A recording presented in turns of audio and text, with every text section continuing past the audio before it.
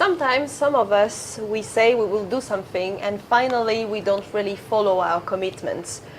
So what actually makes us to not follow our words? What would you say? Why we say we're going to do something and finally we're not doing it?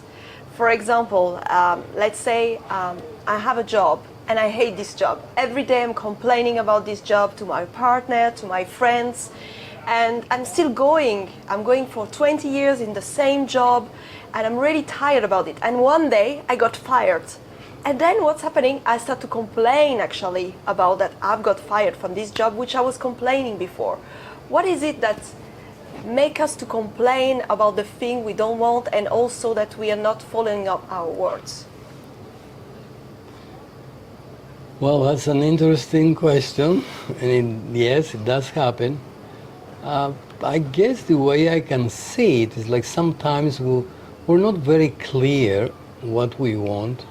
We just somehow when we complain about the job we're doing, while we complain, but we don't have any alternative in our minds. What would I like to have in its place?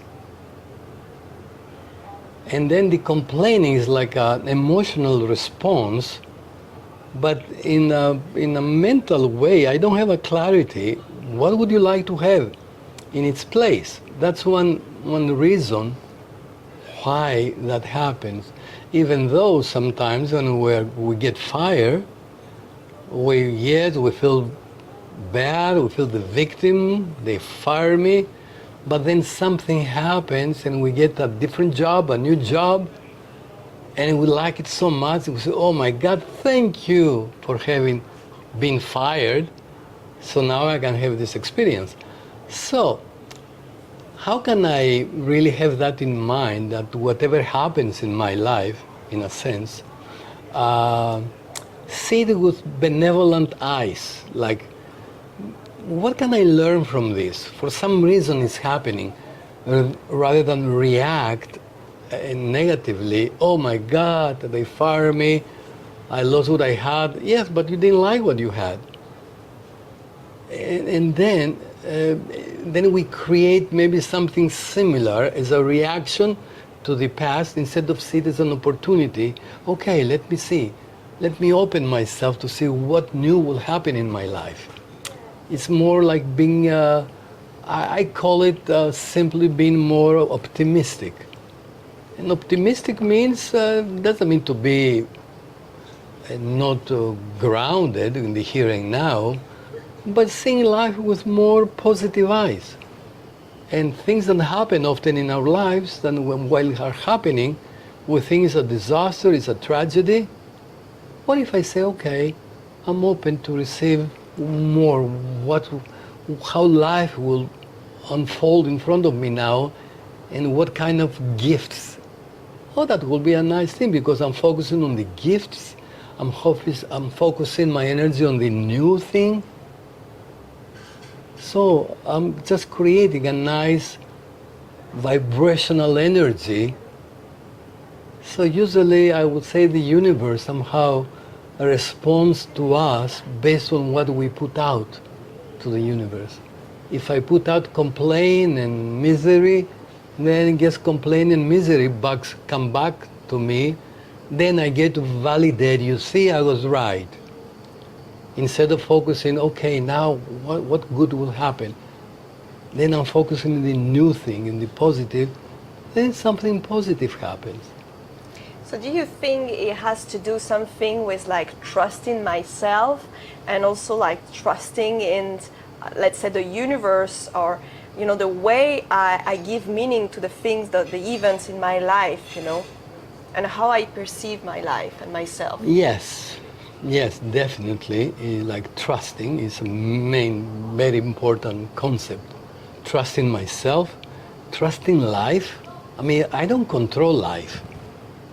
So when things happen, when I complain, this is a pretense. I'm pretending that I know what's happening and it's bad for me, that's why I'm complaining. How do I know? That's an assumption.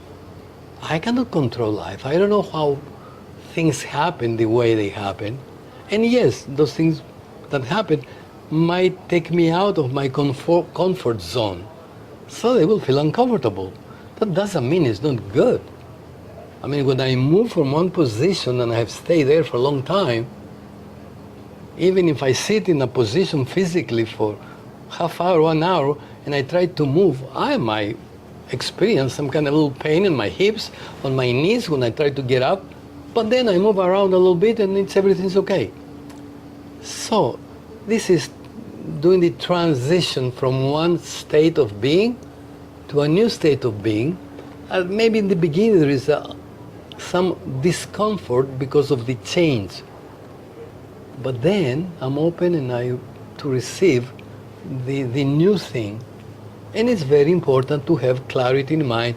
What do I really want? And keep focusing on that. Because where I focus my attention is where my energy goes. And where my energy goes is how reality manifests. So you're explaining about like feeling maybe discomfort. So basically, we cannot really trust our feelings to see if we are going in the right direction or not. So what could we use as a compass? What could we use to know if we are going to the right direction? Well, unfortunately, most of us, we use our feelings, our emotions, to define the reality, or to define if something good or bad, or right or wrong. If it feels good, we declare, oh, it's good. If it is bad, then we declare, no, this is bad. Nonsense. I mean, we must have inside of us some kind of mechanism, as a constitution per se. What kind of constitution am I serving? What is my compass that guides me through life?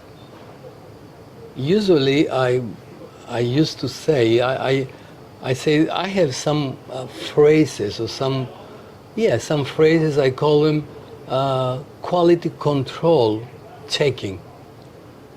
One phrase is that what I'm about to do, or that thing I'm thinking, does it create happiness, joy, or not?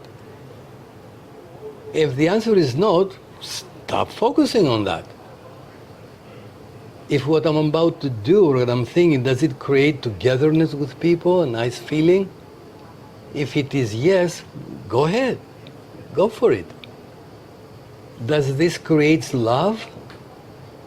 Yes, go for it. And if the answers are no, check it out again. Course correct.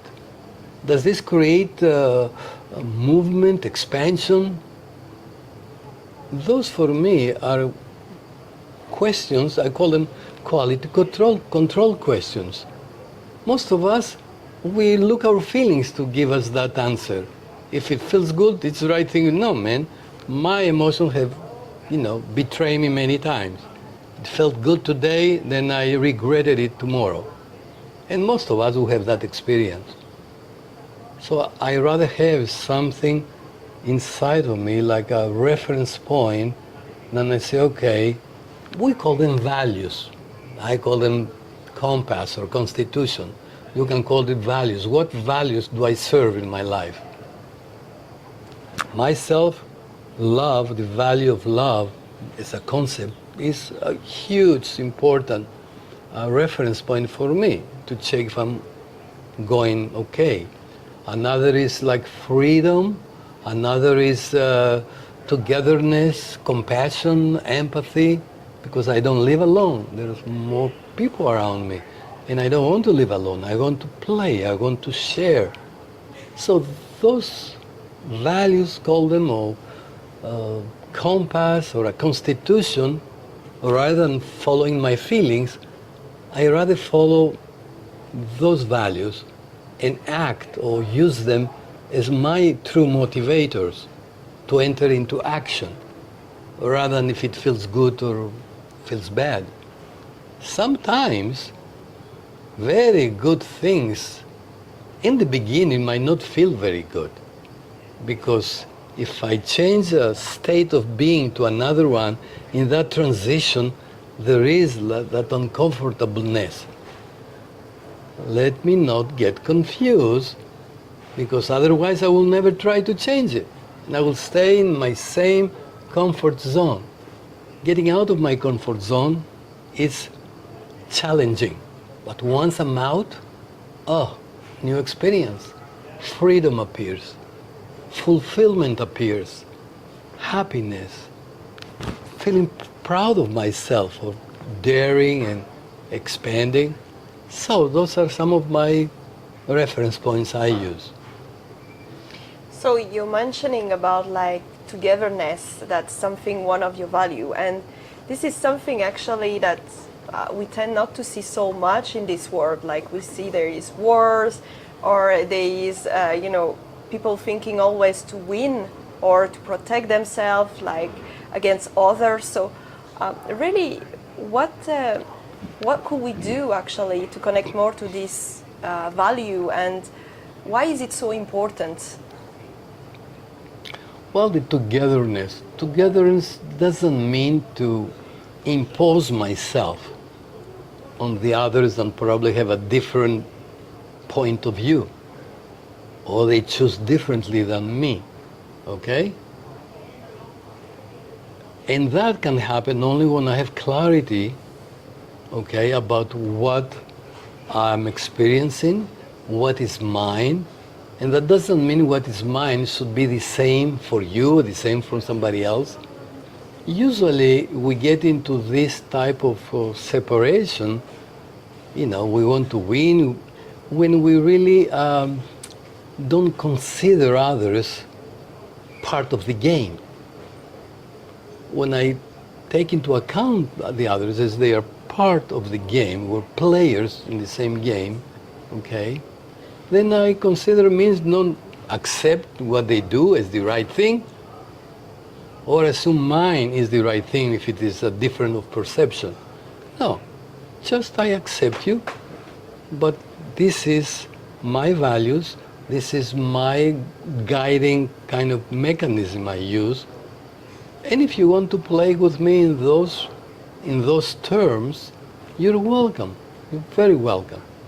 But let's say if you are in something else because that's your experience, I won't judge you, but I won't play with you. I mean, if you like to drink a bottle of alcohol to get happy, maybe I find different ways to get happy. I don't need to go drink a bottle of alcohol myself just to feel the togetherness. No.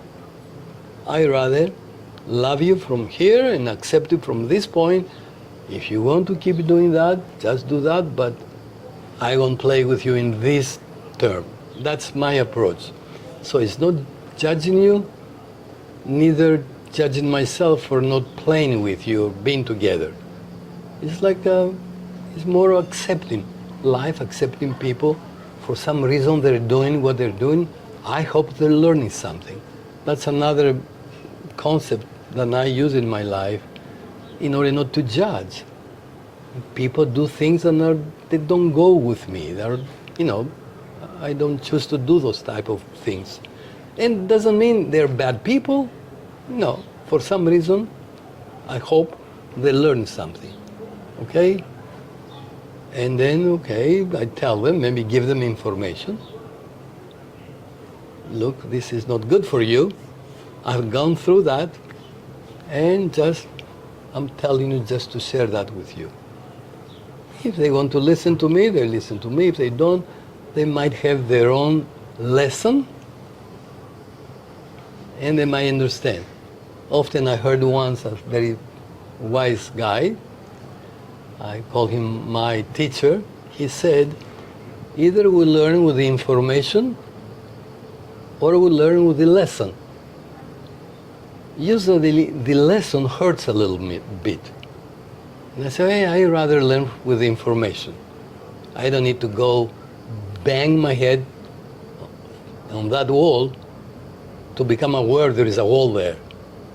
Because if you tell me, be careful, there is a wall with sharp object, I didn't need to ignore you and go cut myself in that sharp object on the wall.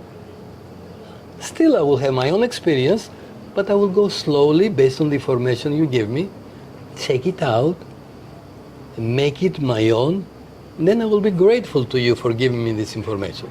If I ignore you, I will go, no, what wall? There is no wall, boom. Then I say, oh my God, why me?